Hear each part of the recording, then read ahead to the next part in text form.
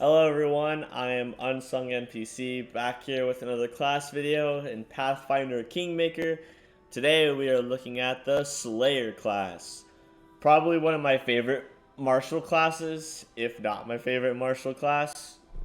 Just because of the fact that their abilities are not at all weapon related. So it's pretty much just like you pick the weapon you want and then become a master at killing things. I'm very much for that in every sense. So here we are. So the Slayer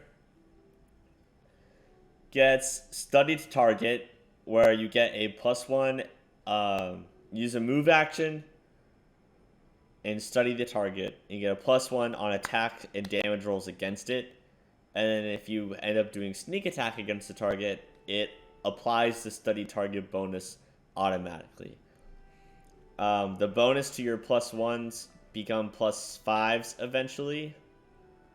And then at some point you're able to study a target as a swift action. Every other level you also get Slayer talents. If you check the Rogue video, I went over all of like the Rogue and Ninja talents and everything. The Slayer talents are also included in that. I don't think there's anything that's different. I think they're all the same. So you can check those out in that one. We also get sneak attack. You're going to want to take accomplished sneak attacker because the amount of sneak attack you get is not enough.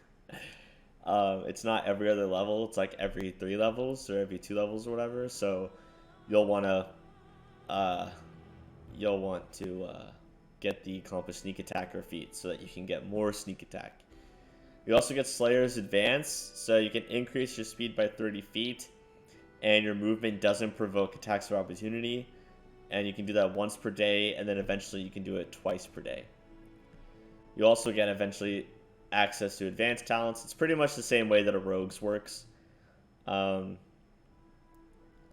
Corey, so this is like the ranger ability where you have +2 insight on attack rolls made against the Corey, and all critical threats are automatically confirmed. And then you get improved, where you can now do it as a free action, and it increases to +4. And then at 20th level, you get Master Slayer, where as a standard action, you can make a single attack against a studied target. If the attack succeeds, the target must succeed at a fortitude save or die. That's pretty much like, it's kind of like a Master Hunter and the Ranger ability, pretty much. Yeah. Like I said, I love Slayers. They're just really good at killing things. I think that's really fun. And they're proficient with like literally everything except heavy armor. So, Vanguard. So Vanguard trades some talents in the beginning for some extra abilities here. So you get Vanguard Tactician, where you get a bonus teamwork feat. And then once per day is a standard action. You can grant one of your teamwork feats to all of your allies within 30 feet. Allies retain the use of this bonus feat for 3 rounds, plus 1 round for every 2 levels the Vanguard possesses, which is pretty cool. And then, yeah, teamwork feat. And then Vanguard's Bond. So you form a bond with your companion. So as a move action, you can choose one of your study targets and grant half your study target bonus against that target to all allies.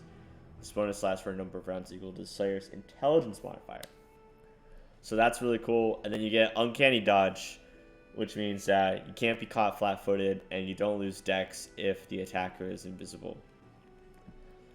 Other than that, pretty much a Slayer. Just getting that like added teamwork bonus-ish in there, so you can give everyone bonus feats.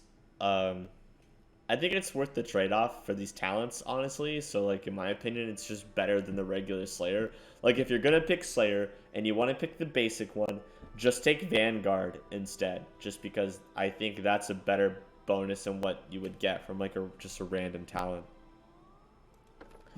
Deliverer. These are like divine assassins. You get determined zeal. So On any round in which the deliverer attacks an opponent whose alignment is at least 2 steps away from your own. So a lawful good person fighting a chaotic good or lawful evil foe or a neutral foe with no other alignment components.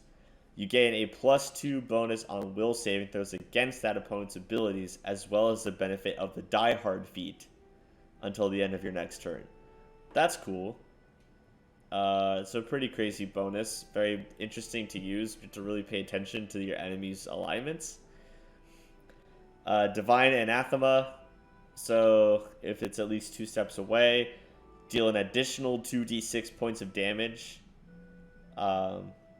This ability is awesome, especially if you're like, if 2 steps away from you is like chaotic evil, which a lot of enemies are. That one's really, really good, especially with like, if you have, you know, if you have all of the 66 here, 2d6 here, and then like, what is it, 1 or 2d more 6 from accomplished sneak attacker, that's pretty much max, like, could bring you up to max what you would have if you had like a normal sneak attack character. So I like that one a lot. I like that little ability. I don't know, it's still hard to like calculate your alignment being 2 steps away, but it's just up to you to determine like if you really want to deal with micromanaging that or not.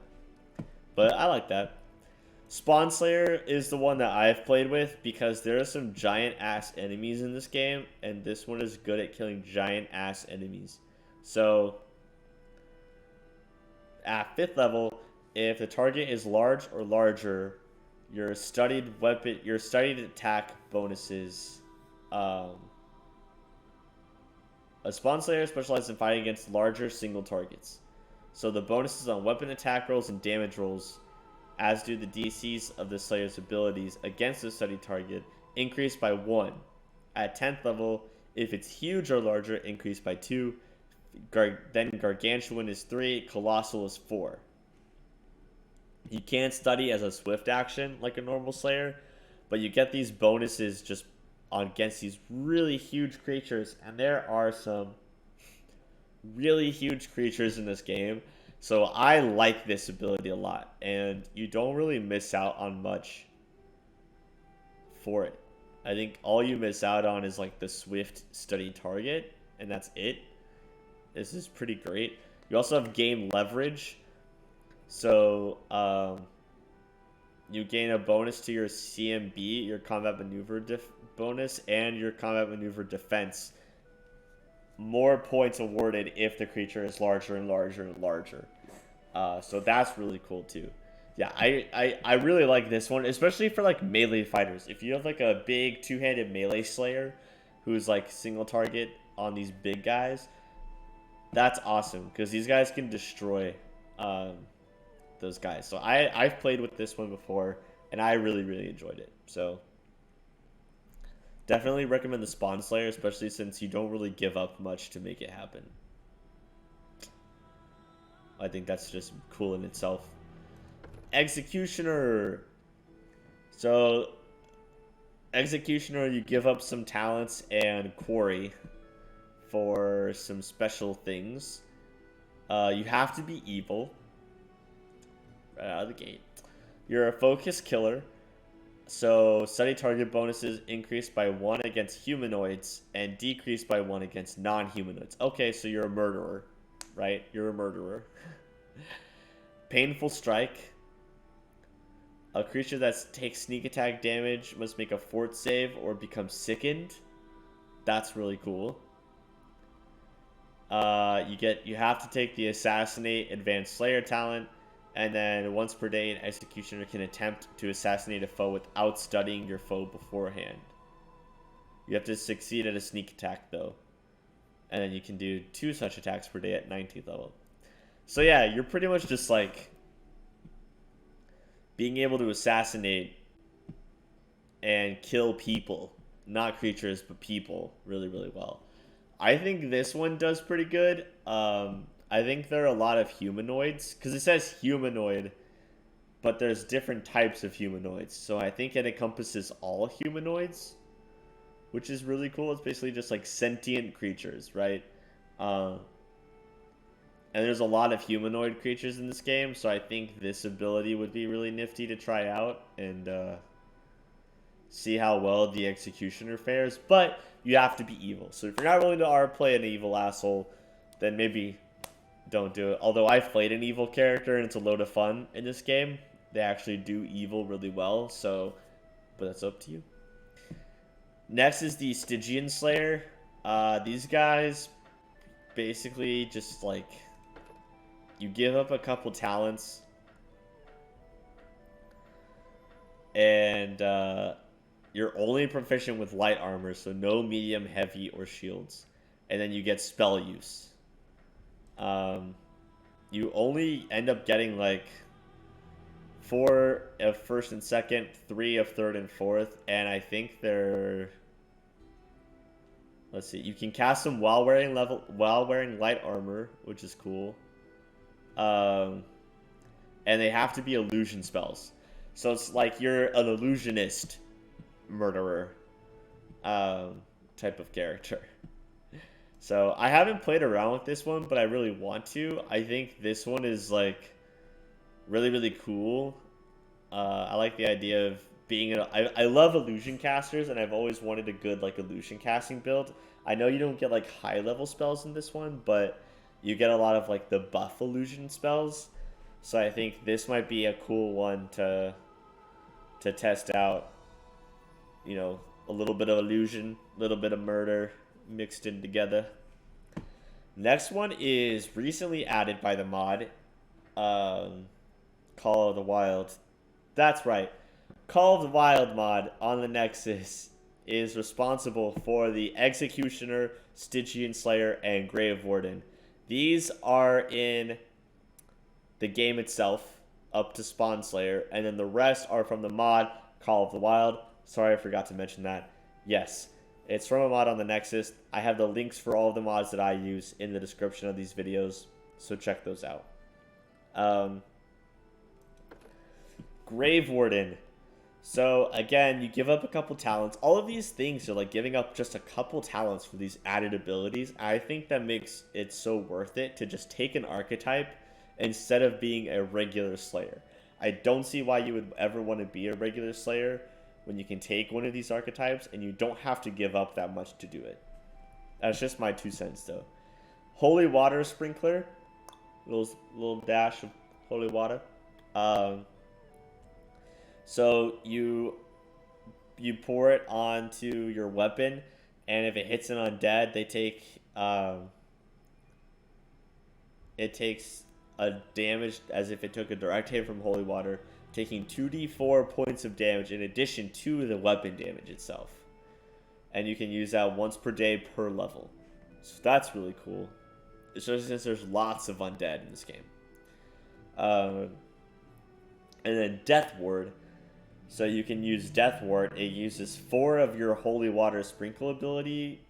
And is a full round action to do. But you're able to just give yourself Death Ward, so your cleric doesn't have to. And then Dustbringer. This is basically Assassinate, except it works on undead only, and it targets will saving throw instead of fortitude, which is good because undead's will saving throws are crap. So if they fail, then you know. So here's the description of what Assassinate does. If you want to pause the video and read that and see what that's all about. But yeah, this is the Grave Warden. They're just really, really good at killing undead and not being killed by undead. I like this one. I like this one a lot. I think giving up, 2 talents for some undead murdering is pretty nifty. For sure.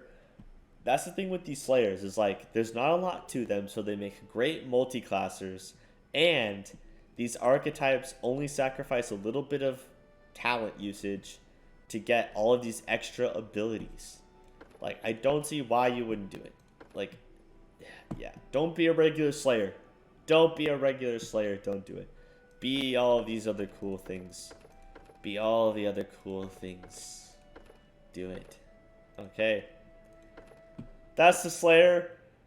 I love the Slayer. Hopefully you enjoyed this learning about the Slayer class and all that it has to offer.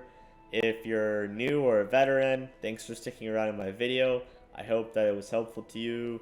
Maybe you want to try out the Slayer. Maybe you want to try out the Call of the Wild mod on the Nexus. Either of those things is a great idea, in my opinion. Hope you're enjoying Pathfinder. I'm UnsungNPC, and I will just catch you guys in the next one.